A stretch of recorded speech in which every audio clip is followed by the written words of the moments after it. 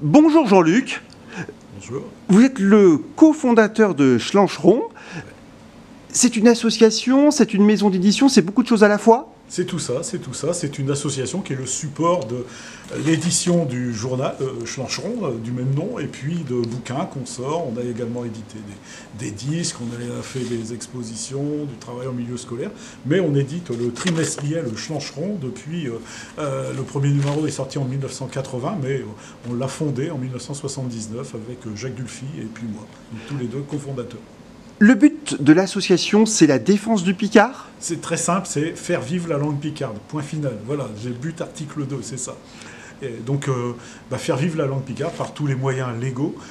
Et donc, que ce soit l'édition, je disais, monter sur scène, ou bien être invité dans des radios, dans des télés, donner des cours, assister des professeurs dans leur classe, ou des instituteurs, des maristères. Et puis, être aussi un côté centre de documentation. On a beaucoup, en 45 ans, on a beaucoup accumulé de documentation sur le Picard. Nous ne sommes pas des spécialistes linguistiques, mais on a de la littérature, on a beaucoup de documents de toutes sortes qu'on met à disposition de chercheurs, d'étudiants, de professeurs. Comment expliquer que le Picard soit si peu parlé aujourd'hui dans la Somme en particulier, par exemple? Parler, je pense que cela c'est une question d'oreille. Là je parle français, mais à mesure, je pourrais me viser un Picard, ne me gênerai pas, mais comme je ne sais pas à qui je vais m'adresser, je vais parler en français. Par contre, avec les oreilles, on peut déceler dans une conversation spontanée, chez le boucher ou je sais pas où, quelqu'un qui va dire 2-3 mots de Picard dans une phrase, ou bien quelqu'un qui va quitter un ami ou un commerce en disant Adé. Voilà, donc on a l'impression qu'il a parlé français, mais il a quand même dit Adé, donc il y a un fond culturel et linguistique qui est présent. Et il peut arriver d'entendre notamment veux-tu du café? Oui, un chomolet. Un chomolet, oui, voilà. Et puis une lichette, ou bien voilà. Donc il peut y avoir des situations familiales, amicales, peut-être des situations professionnelles, c'est peut-être un peu plus délicat. Si on va chez le docteur, on parlera Picard dans la salle d'attente, mais peut-être pas avec le docteur, quoi. Le Picard, même s'il peut parler, est une langue vivante. Ah bien sûr, oui, je n'insulte pas, je suis queer vivant là pour l'instant, mais oui, c'est une langue qui vit, qui édite beaucoup. Sur Internet, il y a beaucoup d'enregistrements ou de choses qui sont présentes. Il y a beaucoup de bouquins, il se publie à peu près un bouquin ou deux par mois, enfin c'est dans tout le domaine linguistique. Et puis il y a un côté vivant à travers des spectacles vivants, de théâtre, de chansons, de contes. Nombreuses trop. Il y a des circuits d'auteurs. Là, on est taillé sur noix. Il y a Louis Servat, mais dans le secteur de l'Est du département de la Somme, il y a beaucoup d'auteurs qui sont mis à l'honneur par des municipalités. Il y a des chartes qui sont signées communes à la chaire Picard, ou des choses comme ça. Donc, les habitants, la plupart, s'y reconnaissent, en tout cas, dans ce type de manifestation ou d'activité. Et vous le saluez justement, une initiative comme celle-ci ici à Illy-sur-Noix, portée par la commune, les Semaines du livre en Picard? Je serais mal venu de dire le contraire, puis que je suis là. Mais d'autant que je suis très content d'être ici, c'est le pays de ma grand-mère maternelle, donc à Berny. Mais donc oui, je le salue, et d'autant qu'avec Liassal, on se connaît depuis de bonnes années, et puis on échange énormément. Et puis c'est un travail en profondeur qui est fait. Je sais que la bibliothèque Louis Serval a acquis un fonds documentaire et linguistique et littéraire en Picard qui est assez impressionnant pour une commune comme ça, c'est pas fréquent. Et donc, c'est mis à disposition du public. Et il faut encourager ce genre de choses par la présence, moi, auteur ou éditeur, puis d'autres qui viennent en tant que conteur ou marionnettiste, par exemple.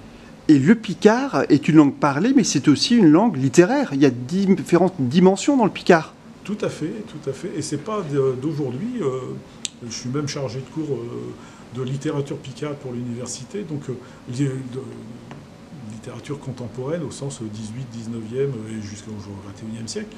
Et donc il y a énormément de livres et de grands auteurs. Il y a des choses moins intéressantes aussi, il y a de tout en Picard.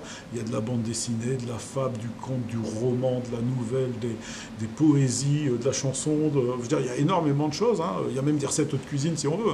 Mais donc je veux dire, il y a énormément de variété dans l'expression en Picard, de la part d'auteurs qui peuvent être des hommes ou des femmes, qui peuvent être des gens pas forcément issus du monde enseignant. On croit souvent que ce sont des enseignants. La bonne preuve ici, c'est que Louis Servat était notaire. Donc voilà.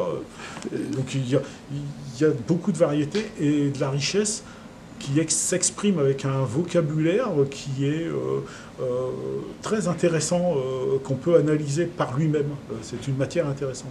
Et grâce à votre maison d'édition, des personnages de bande dessinée très connus comme Astérix ou encore Tintin parlent en picard.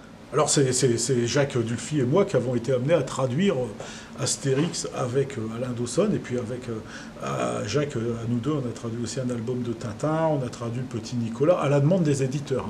Donc on a été contactés par ces différents éditeurs parce que nous étions sur la place assez connus, mais donc on a fait ce travail-là il y a une grosse quinzaine d'années avec beaucoup d'enthousiasme, et puis certains succès, et même des livres qui sont grand public, comme les histoires du loup aux éditions Ozu, ça a été traduit en picard, je me suis penché là-dessus, à la demande de l'éditeur également. Donc une fonction pédagogique et ludique.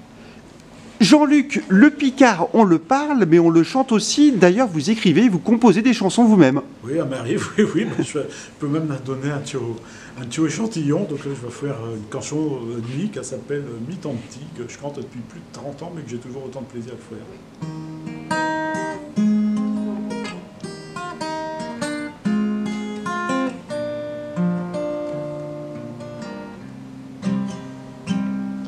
J'ai point cuisi, je suis jour d'immeuble schlindroué, folloué que je viens, et je m'ai amené un coup au vrai pain février. Y'avoué qui perd à doux que toi écrit, acheter un Saint-Tour, un nuit chez ti, avant je m'affiche, piqué toi lit. Je suis mi-tanti, mi-tandli, chez le bout qui vont ensemble, et puis v'là à quoi que je ressemble. Et je suis mi-tanti, mi-tandli, aime peut-être là-bas ma chérichi, puis je sais comme où qu'est-ce fait la vie. Mi-tanti. Eh bien, merci beaucoup Jean-Luc. Vos chansons, pour faire très simple, elles parlent de sentiments, de l'amour, du temps qui passe, etc. Oui, ça peut être aussi une berceuse, ça peut être la tolérance, ça peut être beaucoup de choses. Il n'y a rien qui est interdit. On peut même parler du soleil et de la pluie en picard, il n'y a pas de problème. J'ai fait les deux. En tout cas, vous êtes là pour prouver que le picard est une très belle langue. J'espère que c'est une langue aussi agréable à écouter que les autres langues. Toutes les langues sont belles, c'est les mots avec lesquels on s'exprime qui sont porteurs de cette dimension-là. Merci beaucoup Jean-Luc. Adé.